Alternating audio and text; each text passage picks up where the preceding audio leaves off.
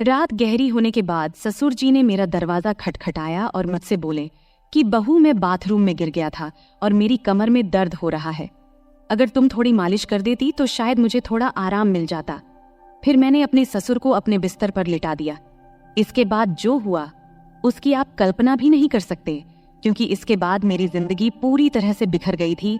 Hello दोस्तों, आज की इस अनोखी कहानी में आप सभी का स्वागत है। शादी के 5 महीने बाद ही मेरा पति अचानक एक दुर्घटना में गुजर गया। मेरे पिताजी ने बड़ी मुश्किल से मेरी शादी करवाई थी, लेकिन 5 महीने के अंदर ही मैं फिर से अपने मायके के दरवाजे पर आ गई थी। मेरे मायके में मेरी माँ नहीं थी, इसलिए मुझे बहुत डर लगता था कि अगर पिताजी कुछ कहेंगे तो मैं किसके आंचल में अपना मुंह छुपाऊंगी। वहां मेरी सौतेली माँ थी, इसलिए डर और भी ज्यादा था। फिर अचानक एक दिन मेरे ससुर हमारे घर आए और उन्होंने मेरे पिता से कहा कि वह मुझे फिर से अपने घर ले जाना चाहते हैं। मेरी सौतेली माँ ने तुरंत ही हाँ कह दिया, लेकिन मेरे पिताजी ने कहा, अब आपका बेटा नहीं रहा तो आप मेरी बेटी को क्यों ले जाना चाहते हैं। इस पर मेरी सौतेली माँ ने पिताजी से बहस करना शुरू कर दी और कहा, इसमें इतना सोचने की क्या बात है। वो कह रहे हैं कि वह उसे ले जाना चाहते हैं तो उन्हें ले जाने दो। उनके घर की बहू है, बेटी की मौत हो गई तो क्या हुआ, वो अपने ससुराल जा सकती है। माँ की इस झगड़े के बाद पिताजी ने बिना कुछ पूछे कहा, अगर मेरी बेटी वहां खुश रहेगी तो एक पिता होने के नाते मुझे खुशी होगी, आप उसे ले जाइए। फिर मेरे ससुर ने मुझसे कहा, चलो कपड़े वगैरह लेकर आओ। मैंने अपनी सौतेली माँ के सभी अत्याचार सहते हुए अपने ससुर के घर जाने का फैसला किया। वहां पहुंचने के बाद मैं अपने कमरे में कपड़े बदल रही थी, तभी मेरे ससुर आए और बोले, बहू, एक कप चाय बना लाओ। मैंने जल्दी से रसोई में जाकर चाय बना ली।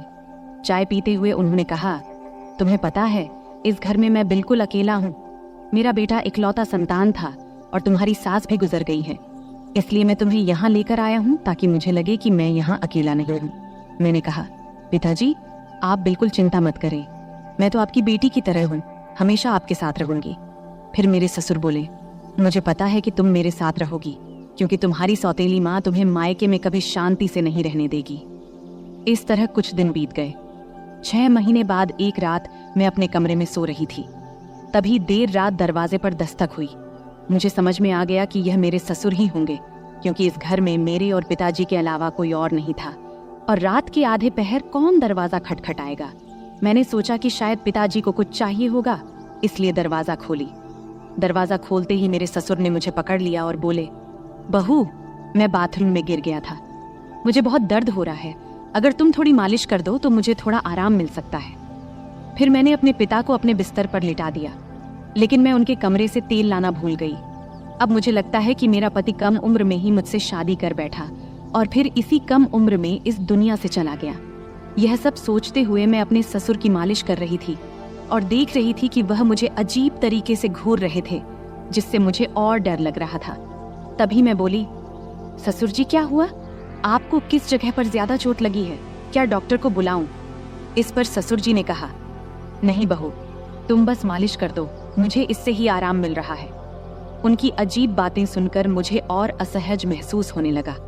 फिर मैं बोली, ससुर जी आप यहीं लेट जाएं, कमर में दर्द लेकर आप अपने कमरे तक कैसे जाएंगे, मैं आपके कमरे में जाकर सो जाती हूँ। मेरी बात सुनकर मेरे ससुर बोले, बहू, इस हालत में तुम मुझे अकेला छोड़कर चली जाओगी? अगर रात में मुझे बाथरूम जाना पड़े तो मैं अकेले कैसे जाऊंगा, इससे बेहतर है कि तुम यहीं सो जाओ। कुछ समय बाद मेरे ससुर उठकर मेरे पास आए और बोले, बहू, मैं तुमसे कुछ कहना चाहता हूँ, अगर तुम मेरी बात मान जाओ तो ही मैं कहूँगा। उनकी इस बात से मेरा दिल बेचैन हो गया। मैं चिंतित होकर बोली, ससुर जी आप कहें, क्या बात है? मेरे ससुर थोड़ा हंसकर बोले, आज की रात मैं तुम्हारे साथ बिताना चाहता हूँ, क्योंकि अकेले अकेले अब अच्छा नहीं लगता। मेरे बेटे के मरने के बाद मैंने सोचा कि फिर से शादी करूंगा, लेकिन फिर सोचा कि तुम्हारी सौतेली माँ तुम्हें उस घर में कभी भी शांति से नहीं रहने देगी, इसलिए मैंने तुम्हें इस घर में लाया। उनकी इस बात से मुझे बहुत असहज महसूस हुआ, लेकिन उनकी बात का विरोध करने की हिम्मत नहीं हुई। मैं अपने कमरे के सोफे पर लेट गई। मुझे नींद नहीं आ रही थी, बहुत डर लग रहा था। ससुर जी ने कहा, बहू, लगता है मैंने तुमसे कुछ गलत नहीं कहा, मैं चाहता हूं कि तुम मुझसे शादी कर लो ताकि कोई कुछ न कह सके। तभी मैं हक्का बक्का होकर बोली, ससुर जी आप ये क्या कह रहे हैं, आप मेरे ससुर हैं और ससुर से शादी कैसे हो सकती है? मेरे ससुर बोले, देखो बहू, मैं मानता हूँ कि कभी मैं तुम्हारा ससुर था, लेकिन तुम्हारे पति को मरे हुए अब 6 महीने हो चुके हैं। अब हमारे बीच ऐसा कोई रिश्ता नहीं है। मैं अकेला हूँ, तुम भी अकेली हो। हम एक दूसरे का साथ दे सकते हैं। उनकी इस बात को सुनकर मेरा मन विचलित हो गया। मैं कुछ कह नहीं पाई। एक ओर सौतेली माँ के अत्याचार, दूसरी ओर ससुर का अजीब व्यवहार। रात बीत गई और अगले दिन सुबह मैं अपने ससुर की बातों को बहुत सोची, अपनी स्थिति का विश्लेषण किया। ससुर का प्रस्ताव मुझे असंभव लग रहा था, लेकिन वास्तविकता मुझे कुछ निर्णय लेने पर मजबूर कर रही थी। फिर मुझे ख्याल आया कि मैं अपने पिताजी से जाकर बात करती हूँ, लेकिन ये सब बातें अपने खुद के पापा से करने की मुझे हिम्मत नहीं हुई, क्योंकि मुझे पता था कि पिताजी से बात करने के बाद मेरी जिंदगी में नई समस्याएं आ सकती हैं। इसलिए मैं उनके पास नहीं गई। ऐसे ही एक दिन शाम को मेरे ससुर को फिर से बात करने का मौका मिला। उन्होंने कहा, बहू, मैंने तुमसे कुछ गलत नहीं चाहा, बस चाहता हूं कि तुम मेरे जीवन में खुशी लाओ। मैं अकेला नहीं रह सकता, तुम्हारे साथ ही मेरी जिंदगी पूरी होती है। दोबारा ससुर जी से ये सभी बातें सुन मैं अंदर से कांपने लगी और कुछ बोल न पाई। थोड़ी देर बाद ससुर जी खुद ही बाहर चले गए। ऐसे ही मुझे ससुराल में और कुछ महीने बिताने के बाद मेरे ससुर और मेरे बीच एक अजीब सा संबंध बनता चला गया। पति की मौत के बाद मैंने सोचा था कि मैं अब इस दुनिया में बिल्कुल अकेली हो गई हूँ, लेकिन मेरे ससुर ने मेरे प्रति जो भावनाएं जाहिर की थी, उन्होंने मेरे जीवन को एक नई दिशा में मोड़ दिया। उनके शब्दों ने मुझे भीतर तक झकझोर कर रख दिया था। जब भी मैं सोने को जाती, उनके बातें मुझे परेशान करने लगती। वह कहते थे कि मेरे साथ रहने से उन्हें अपने अकेलेपन का एहसास नहीं होता और वह चाहते थे कि हम दोनों एक नई जिंदगी की शुरुआत करें। उस रात की बातचीत के बाद मैंने खुद को बहुत असमंजस में पाया। मन में कई सवाल उठ रहे थे। क्या यह सही है? क्या यह समाज के नियमों के खिलाफ नहीं जाएगा? लेकिन कहीं न कहीं मेरे दिल में यह बात भी थी कि शायद मेरे ससुर सच में अकेलेपन से जूझ रहे हैं। मैंने बहुत सोच विचार करने के बाद उनसे बात करने का फैसला किया। एक रात जब घर अड़ोस पड़ोस के सभी लोग सो चुके थे, तब मैं ससुर के कमरे का दरवाजा खटखटाई। उन्होंने दरवाजा खोला और मुझे देखकर थोड़ा हैरान हुए। मैं अंदर गई और बोली, ससुर जी, मैं आपसे कुछ महत्वपूर्ण बात करना चाहती हूँ। उन्होंने मुझे बैठने का इशारा किया और गंभीरता से बोले, क्या हुआ बहू, तुम इतनी रात गए क्यों आई हो? मैंने थोड़ी हिम्मत जुटाते हुए बोली, ससुर जी, मैंने आपके प्रस्ताव के बारे में बहुत सोचा है। मैं समझती हूँ कि आप अकेलेपन से जूझ रहे हैं और एक साथी की जरूरत महसूस कर रहे हैं, लेकिन इस रिश्ते के लिए एक शर्त है। हमारे बीच हमेशा सम्मान और प्यार का रिश्ता रहेगा। आप मुझे बेटी की तरह सम्मान देंगे और मैं आपको पिता की तरह आदर दूंगी। उन्होंने मेरी बात को ध्यान से सुना और थोड़ी देर बाद कहा, मैं तुम्हारी शर्त मानता हूँ, तुम्हारे सम्मान को हमेशा बनाए रखूंगा।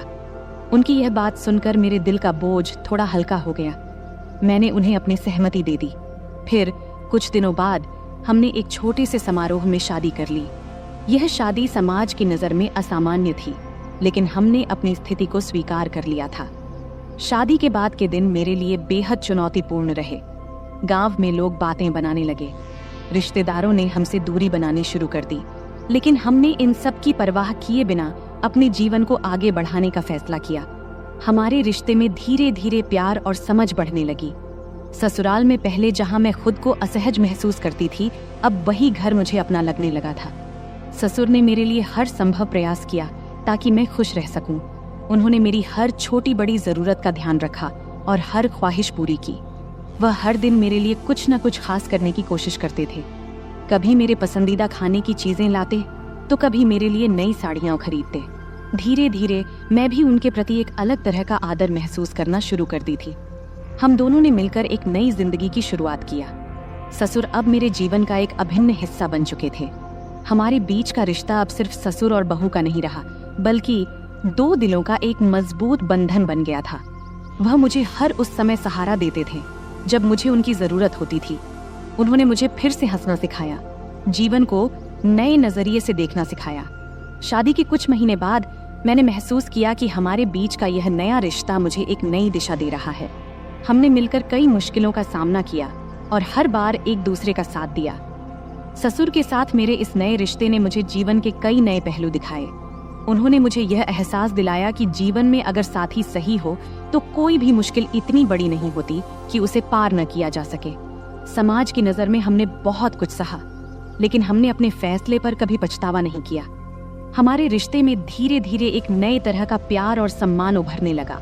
उनके साथ बिताए हर पल ने मुझे कुछ नया सिखाया और मुझे एहसास हुआ कि कभी कभी जीवन हमें ऐसे मोड़ पर ले आता है जहां हमें अपने फैसलों पर पुनर्विचार करना पड़ता है।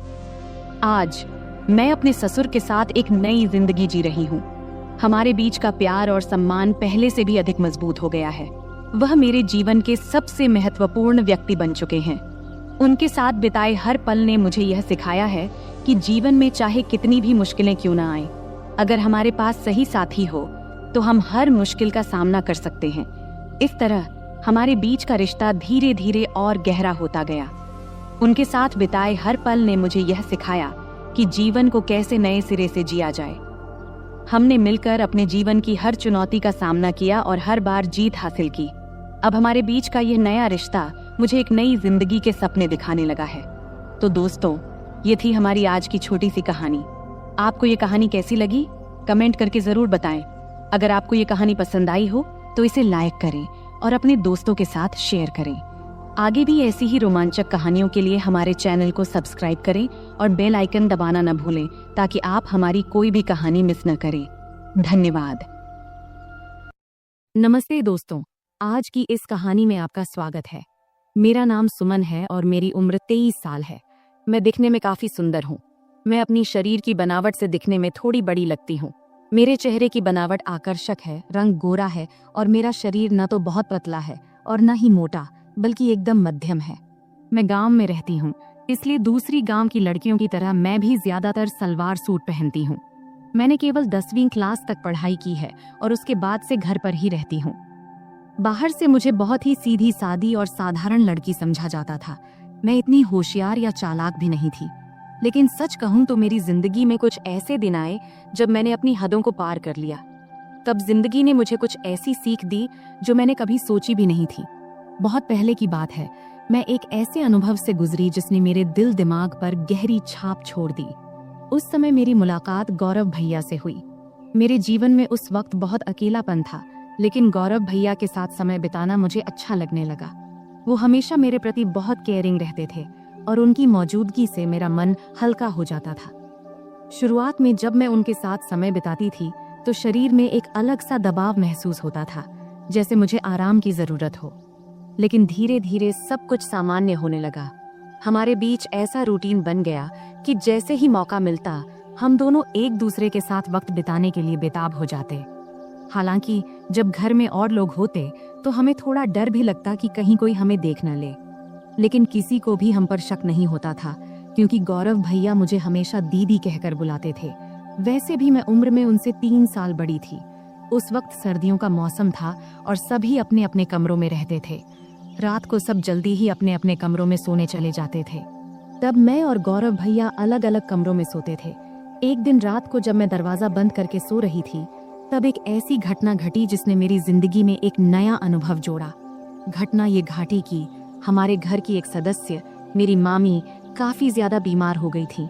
इस वजह से मेरी माँ और मैं मामी को देखने उनके घर गए। तब हमें छोड़ने के लिए गौरव भैया गाड़ी लेकर आए थे। उन्होंने जब पहली बार मुझे देखा तो बोले, आप तो काफी बड़ी हो गई हो दीदी। तब मैं थोड़ा मुस्कुराई। उसके बाद जब गाड़ी में हम मामी के घर जा रहे थे तो उस वक्त रहते में ही शाम के 6 बज गए थे। तब हमें घर पहुंचने में देरी हो गई थी, इसलिए रास्ते में थोड़ा अंधेरा हो गया था। ठंड के दिन था तो 6 बजे ही अंधेरा हो जाता था। जब हम घर पहुंचे तो देखे कि मामा रसोई में खाना बना रहे थे और मामी बिस्तर पर लेटी हुई थी। तब मेरी माँ रसोई में गई और मामा से कहने लगी, जब इतनी परेशानी हो रही थी तो मुझे पहले ही बता देते, इतनी तकलीफ उठाने की क्या जरूरत थी। फिर माँ खाना बनाने में लग गई और मैं मामी के पास बैठ गई। मामी मुझे देखकर खुश हुई, लेकिन उनकी हालत काफी खराब लग रही थी। थोड़ी देर बाद मेरी माँ ने मामी को खाना दिया और अपने हाथों से खिलाया। उसी समय गौरव भैया ने मुझे आवाज दिया। तब मैं उनकी तरफ देखी और पूछी, क्या हुआ भैया? वो मेरी तरफ ही देख रहे थे, जैसे कुछ कहना चाहते हों। उनकी बातों ने बाद में मुझे एक नया अनुभव दिया। रात को जब खाने का वक्त हुआ तो मैं कमरे में गई। जहां गौरव भैया खाना खा रहे थे। उन्होंने मुझे देखते ही कहा, दीदी आइए साथ में खाना खाते हैं।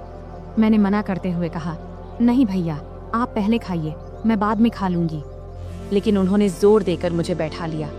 मैं भी भूखी थी, इसलिए ज्यादा ना नुकुर नहीं की और हम दोनों ने साथ बैठकर खाना खाने लगी। तब हम दोनों ने बहुत मजे से खाना खाया, क्योंकि खाना हम साथ लेकर आए थे। खाना खत्म होने के बाद मैं अपनी माँ के कमरे में सोने के लिए जाने लगी। तभी गौरव भैया ने कहा, दीदी अगर आपको बुरा ना लगे तो आप यहीं मेरे कमरे में सो जाइए। उनकी ये बात सुनकर मैं हैरान रह गई और मैंने कहा, नहीं भैया मैं माँ के साथ सोऊंगी। लेकिन तब बार बार वे मुझसे विनती करने लगे। आखिरकार मैं मान गई, ठीक है मैं यहाँ सो जाऊंगी, लेकिन पहले मम्मी को बता देना चाहती हूँ कि मैं आपके कमरे में सोऊंगी। इस पर गौरव भैया खुद जाकर मम्मी को बताए कि मैं उनके कमरे में सो रही हूँ। इधर मैंने अपने सलवार कुर्ते बदल लिए, क्योंकि मेरे कपड़े थोड़े ज्यादा टाइट थे। जब गौरव भैया ने मुझे नए कपड़ों में देखा तो मुस्कुराते हुए बोले, दीदी आप इस ड्रेस में कमाल की लग रही हैं, आप इतनी खूबसूरत क्यों हैं? तब मैंने कुछ नहीं कहा, बस मुस्कुराकर बात बदल दी। फिर मैंने चादर ओढ़ ली और बिस्तर पर बैठ गई। गौरव भैया भी अपने सोने का इंतजाम नीचे फर्श पर करने लगे।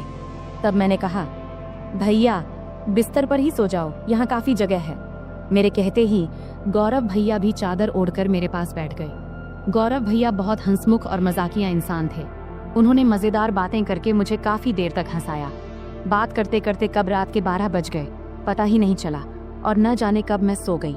सुबह जब मेरी नींद खुली तो मैंने देखा कि गौरव भैया मेरे बालों से खेल रहे हैं। मुझे जागते देख वो मुस्कुराते हुए बोले, गुड मॉर्निंग दीदी, कैसी हो? मैं भी मुस्कुराते हुए बोली, बहुत बढ़िया भैया। फिर हम दोनों चादर के अंदर बैठकर बातें करने लगे। तभी उसी वक्त मम्मी हमारे लिए गर्मा गर्म चाय लेकर आईं। सुबह बहुत ठंडी थी, इसलिए चादर में बैठकर चाय पीना अच्छा लग रहा था।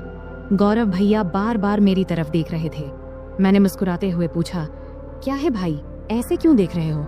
वो मजाक करते हुए बोले, आपकी आंखें बहुत बड़ी और खूबसूरत हैं। सच कहूं दीदी, आपकी आंखों में देखने से मन खुश हो जाता है। तब मैं मस्ती में बोली, सुबह जब मैं सो रही थी तब क्या कर रहे थे? तब वो हल्का सा मुस्कुराए और बोले, कुछ नहीं दीदी, आपके बाल ठीक कर रहा था। गौरव भैया दिखने में काफी सुंदर थे। उनके चेहरे पर अभी दाढ़ी मूंछ भी नहीं आई थी और चेहरा बहुत साफ था। मेरी तुलना में उनकी हाइट थोड़ी सी कम थी, लेकिन उनकी कुछ हरकतें मुझे कभी कभी हैरान कर देती थीं। सुबह का वक्त थोड़ा व्यस्त था। मम्मी घर के कामों में व्यस्त थीं और मामू काम पर जाने के लिए तैयार हो रहे थे। तब मैं भी मम्मी की मदद करने लगी। इतने में मामू खाना पैक करके काम पर निकल गए। मेरी रोज सुबह नहाने की आदत थी, इसलिए रोज की तरह मैं नहाने के लिए बाथरूम की ओर गई। मुझे नहीं पता था कि गौरव भैया भी उसी वक्त नहाते हैं। जैसे ही मैंने बाथरूम का दरवाजा खोला तो मैं शर्म से लाल हो गई और तेजी से अपने कमरे में भाग आई। गौरव भैया उस वक्त नहा रहे थे। उनके चेहरे पर साबुन लगा था, इसलिए उन्होंने मुझे देखा भी नहीं। लेकिन मैं इतनी ज्यादा शर्मिंदा हो गई कि वह दृश्य बार बार मेरे दिमाग में घूमने लगा। कमरे में बैठकर मैं अपनी ही सोच में खो गई और हल्के हल्के हंसने लगी। इतने में गौरव भैया नहाकर कमरे में आए। मुझे अकेले हंसते हुए देखकर उन्होंने मजाक में कहा, क्या बात है दीदी, आज तो बहुत खुश लग रही हो। उनकी बात सुनकर मैं थोड़ा चुप हो गई और बोली, नहीं भाई ऐसा कुछ नहीं है, बस यूं ही हंस रही थी। गौरव भैया ने मोबाइल चलाते हुए पास आकर बैठ गए और बोले, सच सच बताओ दीदी, क्या सोच रही थी जो इतनी हंसी आ रही थी? तब मैंने हंसते हुए कहा, नहीं भाई कुछ भी खास नहीं। लेकिन गौरव भैया जिद करने लगे, नहीं दीदी बताओ ना, नहीं बताओगी तो मैं गलत ही समझ लूंगा। तब मैंने कहा, प्लीज भैया इस बात को यहीं खत्म करो, इसमें सोचने लायक कुछ भी नहीं है। फिर मैं जल्दी से उठी और नहाने के लिए चली गई। नहाने के बाद मैं कमरे में वापस आई और मजाक में मैंने जानबूझकर थोड़ा सा पानी गौरव भैया की तरफ उछाल दी। ये देखकर गौरव भैया अचानक उठ खड़े हुए और मेरे बाल पकड़कर मुझे बिस्तर पर बैठा दिया। उनका ये रवैया देखकर मुझे गुस्सा आ गया। मैंने गुस्से में कहा, ये क्या कर रहे हो भैया? और गुस्से में उनका हाथ झटक दिया। इसके बाद गौरव भैया बिना कुछ कहे चुपचाप कमरे से बाहर चले गए। उनका ये व्यवहार देखकर मैं भी हैरान रह गई थी। मुझे खुद पर पछतावा होने लगा कि शायद मुझे ऐसा नहीं करना चाहिए था। फिर जल्दी से मैं अपनी बाल ठीक की और मम्मी के पास चली गई। मामी का ध्यान रख रही थीं। उन्हें दवा दे रही थीं और खाना तैयार कर रही थीं। तभी मामी ने मुझसे कहा, जाकर गौरव को बुला ला, उसे गरम गरम खाना खा लेने को बोल दे, वरना ठंडा हो जाएगा। मुझे पता था कि गौरव भैया मुझसे नाराज है। जब मैं उन्हें बुलाने गई तो देखा कि वो छत पर बैठे फोन देख रहे हैं। मैंने आवाज लगाई, भैया नीचे आओ, मम्मी बुला रही हैं, खाना खा लो। लेकिन उन्होंने कोई जवाब नहीं दिया। तब मैं और पास गई और कहा, प्लीज भैया मुझसे नाराज मत हो, मुझसे गलती हो गई, मैं माफी मांगती हूँ। तब भी वो मेरी तरफ देखा भी नहीं और फोन देखते रहे। तब मैंने उनके हाथ को पकड़कर कहा, भैया गलती सिर्फ मेरी नहीं थी, तुमने भी तो मेरे बाल खींचे थे, इसलिए मुझे गुस्सा आ गया था, अब इतना नाराज मत हो। तब मेरी आंखों में आंसू आ गए और मैंने रोते हुए कहा, भैया प्लीज इतना गुस्सा मत करो, अगर मेरी गलती है तो मुझे एक नहीं 2 चांटे मार दो, लेकिन ऐसे चुप मत रहो। मुझे रोता देख गौरव भाई का गुस्सा थोड़ा ठंडा हो गया। उन्होंने धीरे से कहा, ठीक है, रो मत, लेकिन तुम्हें मुझ पर हाथ नहीं उठाना चाहिए था। खैर छोड़ो, चलो खाना खा लेते हैं। तब मैंने कहा, पहले ये तो कहो कि तुमने मुझे माफ कर दिया है। तब वो हंसकर बोले, अरे बहुत हो गया, अब चुप हो जाओ, वरना मुझे और ज्यादा माफिया मांगनी पड़ेंगी। फिर हम दोनों नीचे गए और खाना खाने बैठे। मम्मी और मामी पहले ही खा चुकी थी। मम्मी रसोई का काम खत्म कर रही थी। खाने के बाद मैं मामी के पास बैठ गई और उनके साथ बातचीत करने लगी। मामी की तबीयत का हालचाल लेने लगी। इसी बीच मम्मी ने कहा, हम दोनों पास के घर में मिलने जा रहे हैं, तुम और गौरव यहीं रहो। मैंने गौरव से कह दिया है कि कहीं बाहर ना जाए, हम जल्दी लौट आएंगे। फिर मम्मी और मामी बाहर चली गईं और मैं मामी का कमरा साफ करने लगी। तभी गौरव भैया मस्ती करते हुए आ गए। मैंने उनसे कहा, भैया प्लीज मेरे लिए कुछ ला दो। उन्होंने मुस्कुराकर कहा, बोलो दीदी क्या चाहिए। मैंने कहा, मेरे लिए चॉकलेट ले आओ, मुझे बहुत पसंद है। गौरव भैया हंसते हुए बोले, ठीक है, तुम कमरे की सफाई करो, मैं चॉकलेट लेकर आता हूँ। गौरव भैया चॉकलेट लेने चले गए और मैं कमरे की सफाई करने लगी। जब मैंने मामी की अलमारी खोली तो वहाँ मेकअप का सामान रखा देखी। सजने संवरने का मेरा भी बहुत शौक था, तो मैंने मामी का मेकअप इस्तेमाल करना शुरू कर दिया। फिर मैंने मामी के झुमके और गहने पहन लिए और अलमारी से लाल साड़ी निकाल ली। जब गौरव भैया चॉकलेट लेकर वापस आए तब मैं पूरी तरह से सज धज कर नई दुल्हन की तरह तैयार हो चुकी थी। तब मैंने बाल खोल रखे थे, लिपस्टिक लगा रखी थी और हाथों में चूड़ियां भी पहन ली थीं। जैसे ही वे कमरे में दाखिल हुए, मुझे इस रूप में देखकर हैरान रह गए। उनके मुंह से बस यही निकला, दीदी आप तो शानदार लग रही हैं। फिर मैंने उनसे चॉकलेट ली और बिस्तर पर बैठकर खाने लगी। गौरव भैया भी पास में बैठ गए और तब उनकी नजरें मुझसे हट नहीं रही थीं। तब मैंने कहा, भैया इतना मत देखो, मुझे असहज लग रहा है। गौरव भैया हंसकर बोले, क्या करूं दीदी, आप पर से नजर हट ही नहीं रही, आप साड़ी में इतनी सुंदर लग रही हो, मानो कोई परी हो। फिर मजाक में बोले, मन कर रहा है कि आपको अपनी दुल्हन बना लूं। मैं समझ रही थी कि उस वक्त उनके मन में क्या चल रहा था, पर मैंने हल्की हंसी के साथ बात को दूसरी ओर मोड़ दिया। मैंने मजाक में कहा, तो फिर रुक क्यों गए, बताओ मुझे पत्नी बनाकर क्या करोगे। तब गौरव भैया थोड़ा हंसकर बोले, रहने दो दीदी, मुझे पता है तुम जानबूझकर ये पूछ रही हो। तब मैंने कहा, तो क्या तुम अपनी दीदी का फायदा उठाना चाहते हो, अगर मम्मी को पता चल गया तो क्या होगा। तब गौरव भैया बोले, दीदी इतनी चिंता मत करो, हम तो घर में ही हैं और किसी को पता भी नहीं चलेगा, तुम बस एक बार हाँ कह दो, मैं सब संभाल लूंगा। तब मैंने मुस्कुराते हुए कहा, तो पहले बताओ तुम ये सब साड़ी देखकर कह रहे हो या पहले से ऐसा सोच रहे थे। गौरव भैया हंसकर बोले, सच कहूं तो जब से तुम आई हो तभी से ऐसा लग रहा है, अगर तुम एक बार मान जाओ तो सब आसान हो जाएगा। तब मैंने मजाक में कहा, ठीक है, जब तुम चाहो मैं तुम्हारी बात मानूंगी, लेकिन तुम्हें अपनी जिम्मेदारी ठीक से निभानी होगी। इस पर भैया बहुत खुश होकर बोले, थैंक्स दीदी, मुझे पता था तुम मुझे ना नहीं कहोगी, तुम सच में सबसे अच्छी हो। मैंने कहा, रुको, इतनी तारीफ करने की जरूरत नहीं है और शाम को मेरे लिए और भी चॉकलेट लाना मत भूलना। तब गौरव भैया ने कहा, ठीक है दीदी, 1 मिनट रुको मैं आता हूँ। जब वह बाहर चले गए तो मुझे थोड़ी असुविधा महसूस हुई। जब वह वापस आए तो मैंने कहा, गौरव भैया इस वक्त मुझे थोड़ी परेशानी हो रही है, शाम को इस बारे में बात करेंगे। लेकिन गौरव भैया मेरी बात मानने को तैयार नहीं थे। उन्होंने शांत स्वर में कहा, दीदी, इतनी चिंता क्यों कर रही हो? डरने की कोई बात नहीं है, सब ठीक हो जाएगा। अगर तुम्हें असुविधा हो रही है तो आंखें बंद कर लो। तब मैंने आंखें बंद कर लीं और गौरव भैया मुझे तभी उसी पल दरवाजे पर अचानक दस्तक हुई, जिससे हम दोनों डर गए। कुछ समय बाद बाहर से मम्मी की आवाज आई, कोई है कमरे में? तब मैं तुरंत बिस्तर से उठ गई, क्योंकि मैं साड़ी में पूरी तरह सज धज कर तैयार थी। ऊपर से मामी के कमरे में थी। गौरव भैया का मूड भी खराब हो गया था, लेकिन उनके चेहरे को देखकर मुझे अंदर से हंसी आ रही थी। मैंने तुरंत गौरव भैया को कमरे से बाहर कर दिया और खुद भी साड़ी उतारकर सामान्य कपड़े पहन ली। फिर कमरे की सफाई करने लगी। इस बीच मम्मी ने मामी को बरामदे में बिठाया और सीधे रसोई में जाकर चाय बनाने लगी। तब मैं जल्दी जल्दी कमरे की सफाई करने लगी।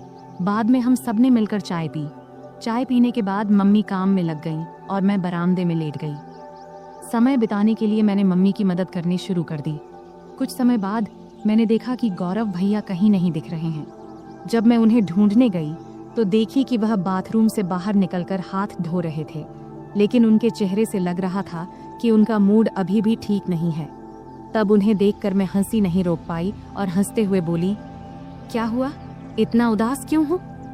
मजाक में मैंने कहा, भैया तुम ऐसे क्यों हो?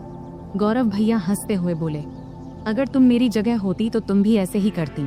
तुम लड़की हो, इसलिए इतनी बातें कर पा रही हो। मैं हंसकर बोली, ठीक है भैया, बस थोड़ा इंतजार करो, रात होने पर तो कोई डिस्टर्ब नहीं करेगा। तब गौरव भैया बोले, दीदी समस्या तो इसी रात के इंतजार में है, हर मिनट घंटों जैसा लग रहा है। तभी मम्मी ने आवाज दी, तुम्हारे भाई बहन की बातें खत्म हो गई हो तो थोड़ा काम में हाथ बंटाओगे? मम्मी की आवाज सुनते ही मैं उठकर जाने लगी और जाते जाते मजाक में बोली, गौरव भैया याद रखना, अगर चॉकलेट नहीं मिला तो मैं भी कुछ नहीं दूंगी। फिर मैं रसोई में चली गई। इस बीच मामा भी घर लौट आए थे। तब मैंने उन्हें खाना परोस दिया। मामा जी बहुत थके हुए थे, वे हमारे साथ थोड़ा बैठकर बात किए, फिर जल्दी सो गए। मम्मी मामी को खाना खिला रही थी और उन्हें दवाई दे रही थी। मैंने भी अपना खाना खा लिया और समय बिताने के लिए टीवी देखने लगी। सर्दी का मौसम होने के कारण हम जल्दी बिस्तर में चले गए, लेकिन मम्मी अभी भी अपने काम में लगी हुई थी। तब मैं मामी के कमरे में चली गई और बैठकर फोन में व्यस्त हो गई। इतना डूबी थी कि मुझे पता ही नहीं चला कि कब गौरव भैया खाना खाकर अपने कमरे में चले गए और मेरा इंतजार कर रहे थे। मैं अपनी रोज की सीरियल देखने में व्यस्त थी। जब मैं नहीं गई तो गौरव भैया खुद मुझे बुलाने आ गए। कमरे में आकर भैया बोले, दीदी आओ, मैं तुम्हारा बहुत देर से इंतजार कर रहा हूँ। तभी मम्मी ने कहा, कोई बात नहीं, अगर तुम अकेले सोना चाहते हो तो सो जाओ, तुम्हारी दीदी मेरे साथ सो जाएगी। मम्मी की बात सुनते ही भैया जल्दी से बोले, नहीं नहीं, हम तो बस बातें कर रहे थे, वैसे भी कुछ दिनों बाद आप लोग चले जाएंगे, फिर पता नहीं कब मुलाकात होगी और दीदी के साथ खेल पाऊंगा। तब मैंने मम्मी को आश्वस्त करते हुए कही, मम्मी भैया सही कह रहे हैं। इसके बाद मम्मी ने कहा, ठीक है, जैसा तुम चाहो, और हम कमरे में चले गए। कमरे में जाते ही गौरव भाई ने जल्दी से दरवाजा बंद कर दिया। तब मैं समझ गई कि भैया अब और इंतजार नहीं कर पा रहे हैं, लेकिन तब भी मम्मी और मामी जाग रहे थे, इसलिए मैंने कहा, भैया थोड़ा धैर्य रखो, सब सो जाएं, फिर बात करेंगे। अगर किसी ने मेरी आवाज सुन ली तो मुश्किल हो जाएगी। भैया बोले, दीदी और इंतजार नहीं होता। तभी मुझे चॉकलेट की याद आई। मैंने कहा, ठीक है भैया, लेकिन पहले मेरी चॉकलेट दो। भैया ने तुरंत जेब से चॉकलेट निकालकर दे दिया। फिर मैं चॉकलेट खाने लगी और भैया परफ्यूम लगाने लगे। शुरुआत में हम मजाक में थोड़ी थोड़ी नोक झोंक करने लगे। इससे हमारे बीच मजेदार झगड़ा शुरू हो गया। हम बिस्तर पर कूदने लगे, क्योंकि हमारी उम्र अभी भी छोटे बच्चों जैसी थी। तभी मम्मी ने चिल्लाकर कहा, सुमन बहुत हो गया, अब सो जाओ, क्योंकि बिस्तर की आवाज उनके कमरे तक जा रही थी। इसके बाद गौरव भैया ने तुरंत फर्श पर बिस्तर बिछा दिया, जिससे आवाज बंद हो गई। फिर गौरव भैया ने मुझे रात के 3 बजे तक सोने नहीं दिया। सुबह जब हमारी आंख खुली तब मम्मी दरवाजा खटखटा रही थी।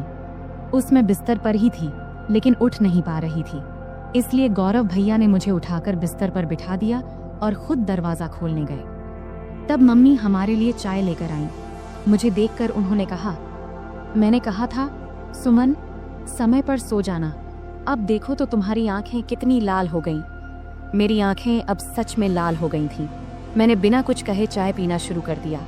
यहाँ तक कि मैंने मुंह भी नहीं धोया क्योंकि पूरा शरीर दर्द से टूट रहा था। मम्मी चाय रखकर चली गईं। गौरव भैया जब कमरे में आए तो मैंने गुस्से में कहा, भैया मैंने तो कहा था थोड़े समय के लिए, लेकिन तुमने मेरी बात नहीं मानी। अब देखो मेरा शरीर कितना थक गया है, मैं ठीक से खड़ी भी नहीं हो पा रही हूँ। अगर मम्मी ने पूछ लिया तो मैं क्या कहूँगी? तब गौरव भैया ने जल्दी से जवाब दिया, दीदी चिंता मत करो, मैं मेडिकल स्टोर से दवा लेकर आता हूँ, उसे लेने के बाद तुम्हारा शरीर ठीक हो जाएगा। इसके बाद मैंने लगातार 4-5 दिन तक भैया को पास नहीं आने दिया, लेकिन इससे उनका उत्साह कम नहीं हुआ। वे हर दिन मेरे आसपास घूमते रहते थे और नियमित रूप से चॉकलेट लाते रहते थे। भैया मेरे सारे काम कर देते और मैं जो चाहती वे हंसते हंसते कर देते, इसलिए मैंने भी इसका मजा लेना शुरू कर दिया। कभी कभी उनसे पैर का दर्द कम करने के लिए मसाज करवा लेती, कभी सिर की मालिश करवा लेती, मस्ती में कभी कभी हल्के से मार देती और सारा दिन उनके फोन पर सीरियल देखती। 4-5 दिनों के बाद भैया का व्यवहार थोड़ा बदल गया, इसलिए मैंने उन्हें ज्यादा कुछ नहीं कहा। एक दिन हम दोपहर में घर में अकेले थे और बहुत मस्ती किए। उस दिन घर में कोई नहीं था। भैया ने पूरा दिन मुझे कहीं बैठने नहीं दिया और हमेशा अपने पास रखा। इस घटना के बाद मैं और भैया बहुत सामान्य हो गए। जब भी उनका मन करता वे मुझे कमरे में बुला लेते और मैं भी अब इसकी आदत डाल चुकी थी। हमने उन दिनों का भरपूर आनंद लिया, लेकिन जीवन में हर अच्छे समय के बाद एक बुरा समय भी आता है और ये बुरा समय भी भैया की वजह से ही आया। दरअसल 20 दिन के बाद अब हमें गांव लौटना था, क्योंकि अब मामी काफी स्वस्थ हो चुकी थी और हमें वहां बहुत दिन हो गए थे। तब मम्मी ने अचानक वापसी का फैसला किया और उन्होंने पापा को कुछ भी नहीं बताया। जब मैंने और भैया ने ये सुना तो हमें बिल्कुल अच्छा नहीं लगा। तब भैया बोले, दीदी जाने से पहले आखिरी बार थोड़ा समय दे दो, कौन जाने फिर कब मिलेंगे। तब अंदर से मैं भी तैयार थी, लेकिन उस दिन घर में सभी लोग थे, यहाँ तक कि मामा भी आज घर पर ही थे। तब मामा मम्मी से बोले, दीदी आज रुक जाओ, मैं कल तुझे बस स्टैंड तक छोड़ दूंगा। ये सुनते ही मुझे थोड़ी खुशी हुई, क्योंकि एक रात हमारे पास थी। तब आखिरकार मम्मी भी मान गई। फिर हम बहुत ही बेसब्री से रात का इंतजार करने लगे। जब रात हुई तो जल्दी से खाना खा के हम अपने कमरे में चले गए। तब हम इतने असावधान हो गए थे कि दरवाजा भी ठीक से बंद नहीं किया था। तब थोड़ी ही देर में अचानक मामा ने आकर हमें उस स्थिति में देख लिया। मैं तो डर से कांपने लगी और तुरंत वहां से हट गई। मामा तब बहुत गुस्से में थे, लेकिन उन्होंने धैर्य रखा और पूरी स्थिति को संभाला। उन्होंने हम पर गुस्सा ना करके हमारी गलतियां हमें समझाईं और उस दिन ने मुझे एक बड़ा सबक सिखाया।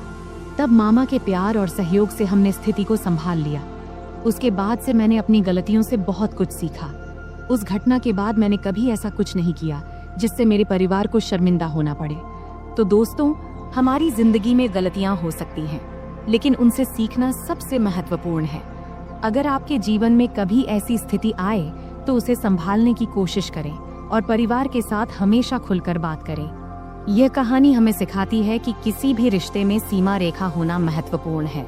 अत्यधिक निकटता कभी कभी गलत फहमियों का कारण बन सकती है, इसलिए हमें हमेशा अपने और दूसरों के सुविधा को प्राथमिकता देनी चाहिए।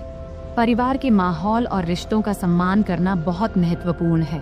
हमें यह सुनिश्चित करना चाहिए कि हमारे कार्यों से परिवार के किसी भी सदस्य को शर्मिंदा न होना पड़े। इंसान से गलतियां हो सकती हैं, लेकिन उन गलतियों से सीखना और भविष्य में सही निर्णय लेना एक परिपक्व मानसिकता का परिचय है। किसी भी स्थिति में सचेत रहना आवश्यक है। दरवाजा बंद न करने की घटना एक छोटी गलती थी, लेकिन इसने बड़ी समस्या खड़ी कर दी।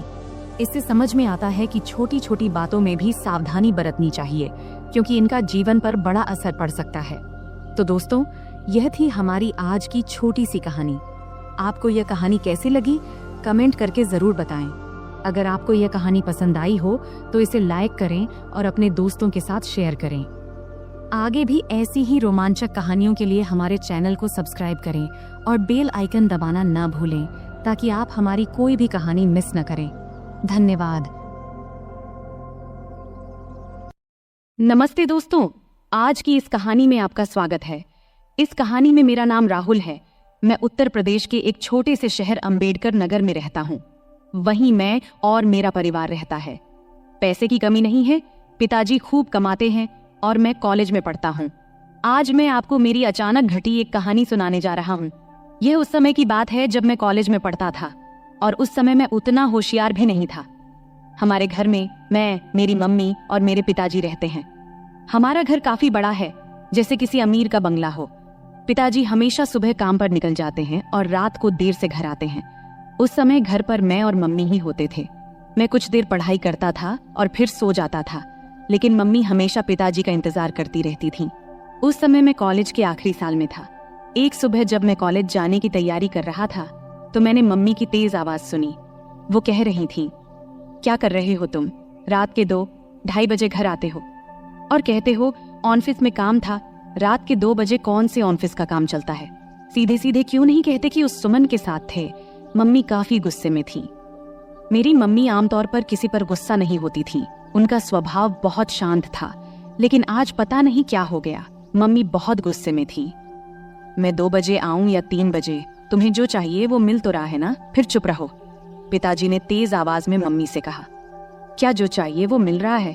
पैसा, गहने, इन सब के अलावा भी कोई सुख होता है? अब और कुछ मत बोलो, लेकिन अब बर्दाश्त नहीं होता। 3-4 महीने हो गए हैं तुमने मुझे छुआ तक नहीं है। आखिर उस सुमन में ऐसा क्या है जो मुझ में नहीं है? मम्मी की आवाज और तेज हो गई थी। तभी पिताजी गुस्से में बोले, बार बार सुमन मत कहो, नहीं तो क्या करोगे? मम्मी ने उल्टा जवाब दिया। उस समय पिताजी का गुस्सा बहुत बढ़ गया था। तभी अचानक धमाक की आवाज आई और उसके साथ ही मम्मी की चीख से पूरा घर गूंज उठा। मैं तुरंत अपने कमरे से भागकर उनके बेडरूम की ओर गया। जो दृश्य मैंने देखा उसे देखकर मैं सन्न रह गया। पिताजी मम्मी को बेल्ट से मार रहे थे। मम्मी दर्द से चीख रही थी, लेकिन पिताजी रुकने का नाम नहीं ले रहे थे। मैंने बिना कुछ सोचे समझे मम्मी के ऊपर छलांग लगा दिया ताकि उन्हें बचा सकूं, लेकिन पिताजी अभी भी नहीं रुके। जैसे ही मुझे भी 2-4 फटकारें लगी, पापा रुक गए और तिलमिलाते हुए मेरी ओर गुस्से में देखने लगे और फिर घर से बाहर चले गए। फिर मैंने मम्मी की ओर देखा। मम्मी की आंखों से आंसुओं की धारा बह रही थी।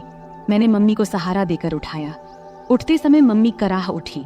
मैंने उन्हें बेड पर बैठाया। तब तक उनके हाथ और पीठ पर लाल निशान पड़ गए थे। ये देखकर मुझे पापा पर बहुत गुस्सा आया। कोई इंसान इतना निर्दयी कैसे हो सकता है? कोई अपनी ही पत्नी को ऐसे मारता है भला? फिर मैं जल्दी से किचन में गया, एक कटोरी में तेल और हल्दी मिलाई और मम्मी के पास ले आया। मुझे भी अपनी पीठ पर लगे 2-4 फटकारों की चोट महसूस हो रही थी। मम्मी सुशक सुशक कर रो रही थी। फिर मैंने मम्मी के हाथ और पीठ पर तेल हल्दी का मिश्रण लगाना शुरू किया, जहां उन्हें मार पड़ी थी। कुछ जगहों पर हल्का खून भी आ गया था। मिश्रण लगाने के बाद मैंने कटोरी को एक ओर रख दिया और मम्मी के पास बैठ गया। मम्मी ने मुझे देखा और तुरंत मुझे गले से लगा लिया। फिर वह मेरी गर्दन में सिर छिपाकर जोर जोर से रोने लगी। मम्मी के आंसुओं से मेरा कंधा भीग गया। मैं उनकी पीठ थपथपाकर उन्हें शांत करने की कोशिश कर रहा था। हम दोनों काफी देर तक यूं ही एक दूसरे की बाहों में रहे। तभी मम्मी के हाथ जब मेरी पीठ के निशानों को छूने लगे तो दर्द की तेज लहर उठी और मैं कराह उठा। मम्मी को जैसे ही इसका एहसास हुआ वो तुरंत मुझसे दूर हट गई। फिर मम्मी ने मेरा शर्ट ऊपर उठाया और उसी कटोरी से तेल हल्दी का मिश्रण धीरे धीरे मेरी पीठ पर लगाने लगी। लगाते समय भी वो सुशक रही थी। तू क्यों मेरे लिए बीच में आया? बेवजह तुझे मार पड़ी, मम्मी ने ऐसा कहा। फिर मैंने उनसे कहा, मम्मी, तुम्हारे लिए अगर मेरी जान भी चली जाती तो मुझे कोई दुख नहीं होता, लेकिन उन्होंने तुम्हें क्यों मारा? जब मैंने यह पूछा तब मम्मी मेरी ओर देखते हुए बोली, तुझे बताऊं या ना बताऊं ऐसा सोच रही हूँ। छोड़, पर अब तुझे ये सब जान लेना चाहिए। पिछले 2 साल से तुम्हारे पापा ऑफिस की एक लड़की के चक्कर में हैं। रात को देर से आते हैं और मेरा तो जैसे कोई अस्तित्व ही नहीं है उनके लिए। और मुझे ये बताते हुए भी शर्म आ रही है कि पिछले कई महीनों से उन्होंने मुझे छुआ तक नहीं है। कई बार तो मन करता है कि अपनी जान दे दूं, पर मेरे बाद तेरा क्या होगा, ये सोचकर मैंने ऐसा कदम नहीं उठाया।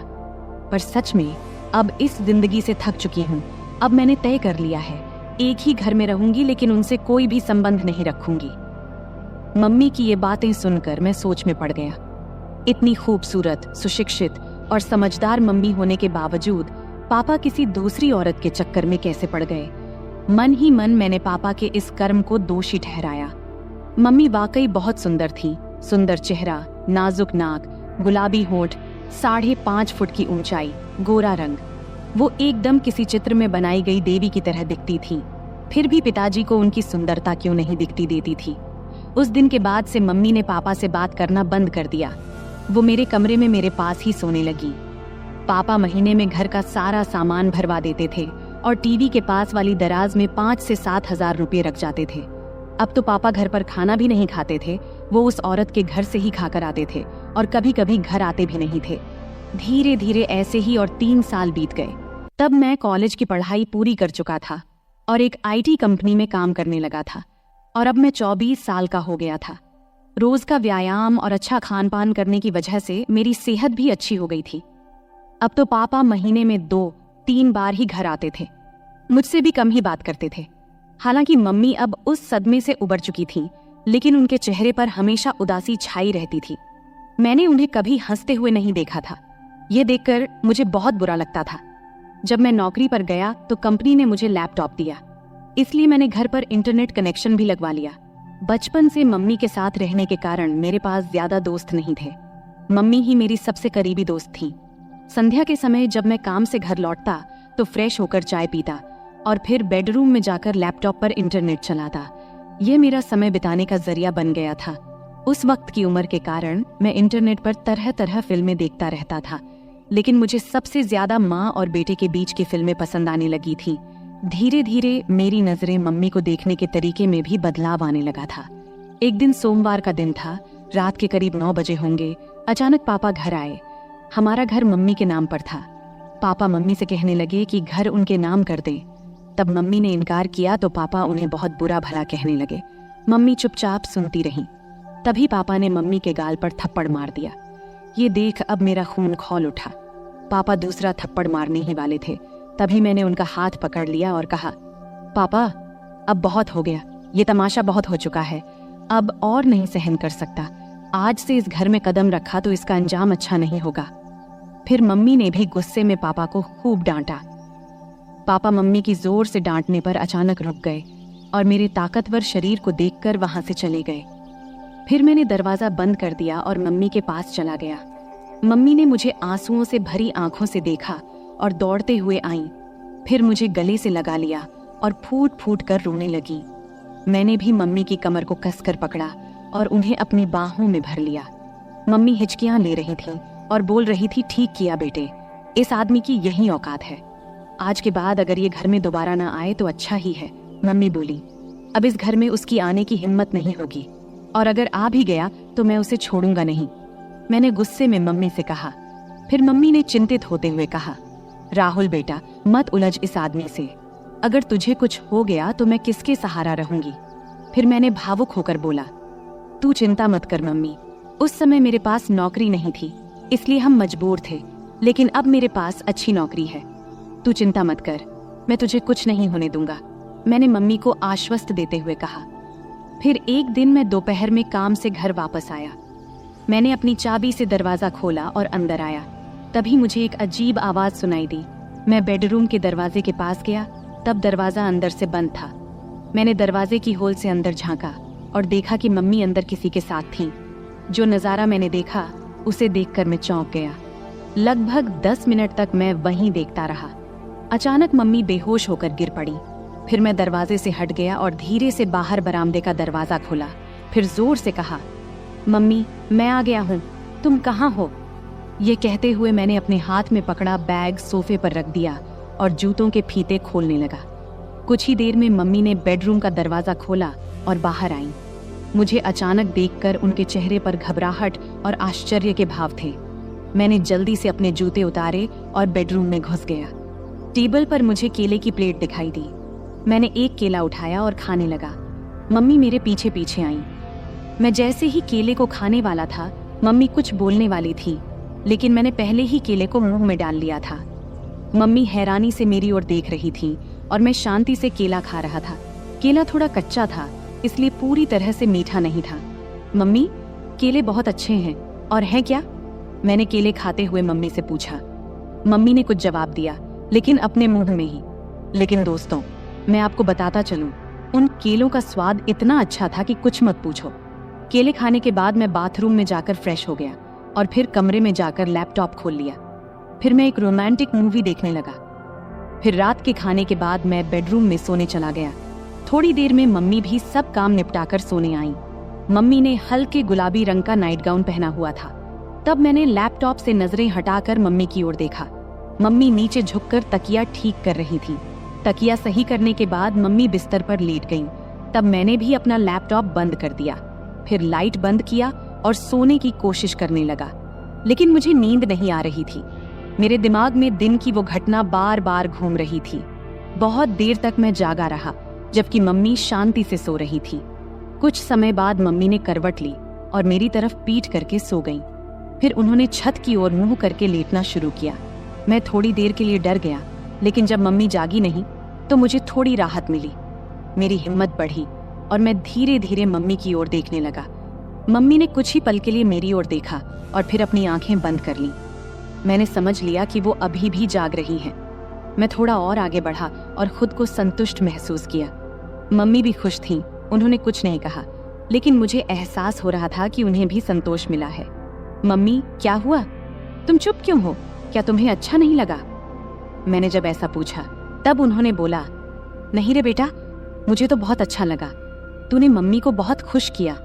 फिर मैंने मम्मी के पीठ पर प्यार से हाथ फेरते हुए कहा, मम्मी, अब से तुम्हें केले खाने की जरूरत नहीं पड़ेगी। मैंने मम्मी के कान में धीरे से ऐसा कहा। तब मम्मी बोल उठी, बेटा, तुझे ये कैसे पता चला? मम्मी ने आश्चर्य से मेरी ओर देखते हुए पूछा। तब मैंने उन्हें बताया कि आज दोपहर जब मैं घर आया तो कमरे से तुम्हारी आवाज सुनाई दी। जब मैंने दरवाजे की होल से देखा तो मुझे सब समझ में आ गया। तभी मैंने ठान लिया था कि अब से मम्मी को किसी भी चीज की कमी नहीं होने दूंगा। राहुल, मेरे राजा, तू कितना प्यार करता है अपनी मम्मी से। मम्मी भावुक होकर बोली, हाँ मम्मी, अब से तुम्हें मैं किसी भी चीज की कमी नहीं होने दूंगा। मैंने कहा, अब पापा भी हमें सताने नहीं आएंगे और अब वो दोबारा इस घर में कदम नहीं रखेंगे। इसलिए तुम अब चिंता मत करना, हम अब सुख से रहेंगे। मैंने मम्मी को आश्वस्त किया। उस दिन हम दोनों ने सुख और शांति का आनंद लिया और फिर आराम से सो गए। अगली सुबह मम्मी ने सारे काम निपटाए और मुझे उठाने आई। मैंने जल्दी से तैयार होकर चाय पिया और हम दोनों गपशप करने लगे। तभी हमने देखा कि पापा अचानक से आकर हमारे सामने खड़े हो गए। तब मम्मी ने पापा से पूछा, अब क्या चाहिए तुम्हें? एक बार कह दिया कि हम ये घर नहीं देंगे तो फिर क्यों आए हो? पापा ने जवाब दिया, मुझे अब घर नहीं चाहिए। मैं बस ये बताने आया हूँ कि मैं अब दूसरी शादी करने जा रहा हूँ, तो मुझे तुमसे तलाक चाहिए। फिर मम्मी ने मेरी ओर देखा और पूछा, तुम्हारा क्या कहना है? मैंने कहा, मम्मी, जो तुम्हें सही लगे वो करो। मैं तुम्हें किसी भी चीज की कमी नहीं होने दूंगा, मेरा भरोसा करो। मम्मी ने फिर पापा को तलाक के लिए हाँ कह दिया। दोपहर को मम्मी और पापा दोनों ऑफिस गए और अपने बाकी कानूनी काम निपटा कर लौटे। उसके बाद से पापा कभी हमें दिखाई नहीं दिए और हमने भी उन्हें कभी ढूंढने की कोशिश नहीं की। हम दोनों अब अपने घर में खुश थे और पापा भी अपने सेक्रेटरी के साथ खुश थे। अब हम दोनों अकेले रहते हैं और अपने सुख दुख का ख्याल रखते हैं। ऐसे ही चलते चलते अब कई साल बीत चुके हैं। अब मम्मी मुझसे कहने लगी है कि अभी तेरा बहुत जीवन बाकी है, तू किसी अच्छी लड़की को देख ले जिससे मैं तेरा विवाह करा सकूं, और हाँ, शादी के बाद मुझे भूल मत जाना। मैंने हंसते हुए कहा, तुम्हें कैसे भूल सकता हूँ मम्मी, तुम तो मेरी मम्मी हो। फिर हम दोनों हंसने लगे। अगले कुछ महीनों तक हमारा जीवन बहुत शांति और खुशी से बीत रहा था। मम्मी और मैं अब एक दूसरे का ख्याल रखते थे और एक दूसरे के साथ खुश थे। लेकिन मम्मी की बात मेरे दिमाग में अक्सर घूमती रहती थी। उन्होंने कहा था कि अब मुझे अपने जिंदगी के बारे में सोचना चाहिए और किसी अच्छी लड़की से शादी कर लेनी चाहिए। मैंने इस बारे में गंभीरता से सोचना शुरू किया और एक दिन मम्मी से खुलकर बात किया। मैंने उनसे कहा, मम्मी, आपने सही कहा था, अब वक्त आ गया है कि मैं अपने जीवन के अगले पड़ाव की ओर बढ़ूं। मुझे लगता है कि अब मुझे भी किसी के साथ अपना जीवन बिताने की जरूरत है। मम्मी ने मेरे चेहरे की ओर देखा और प्यार से मुस्कुराई। फिर उन्होंने कहा, बिल्कुल बेटा, मैं हमेशा चाहती थी कि तू अपनी जिंदगी को खुशी और प्यार से भर ले। मैं तेरे लिए बहुत खुश हूँ। इसके बाद मम्मी ने मेरे लिए लड़की देखनी शुरू की। कुछ ही दिनों में मम्मी को एक अच्छा रिश्ता मिला। लड़की का नाम स्नेहा था। स्नेहा बहुत समझदार और संस्कारी लड़की थी। जब मैंने उससे पहली बार मुलाकात किया तो मुझे ऐसा लगा जैसे मेरे जीवन का वो खालीपन भर गया हो। स्नेहा और मैं जल्द ही शादी के बंधन में बंध गए। शादी के बाद हमारा घर और भी खुशहाल हो गया। मम्मी, स्नेहा और मैं एक परिवार की तरह रहने लगे। मम्मी को अब इस बात की खुशी थी कि उन्होंने मुझे अकेलेपन से बाहर निकालकर मेरे लिए एक नया जीवन शुरू करने में मदद की थी। समय बीतता गया और हमारा जीवन पहले से भी बेहतर होता चला गया। मम्मी अब पहले से ज्यादा खुश थीं और मुझे भी इस बात की तसल्ली थी कि मैंने उनका हर सपना पूरा कर दिया था। अंत में मैंने सीखा कि जीवन में रिश्तों की अहमियत कितनी होती है। चाहे वो माँ बेटे का रिश्ता हो या पति पत्नी का, सच्चा प्यार और सम्मान ही रिश्तों को मजबूत बनाता है। और यही सीख मैंने अपने जीवन में उतारी। तो दोस्तों, इस कहानी का यही संदेश है कि परिवार ही हमारी असली ताकत है और जब हम अपने परिवार के साथ खड़े होते हैं तो हर मुश्किल आसान हो जाती है। उम्मीद है कि आपको यह कहानी पसंद आई होगी। ऐसे ही और कहानियों के लिए चैनल को सब्सक्राइब जरूर करें। धन्यवाद।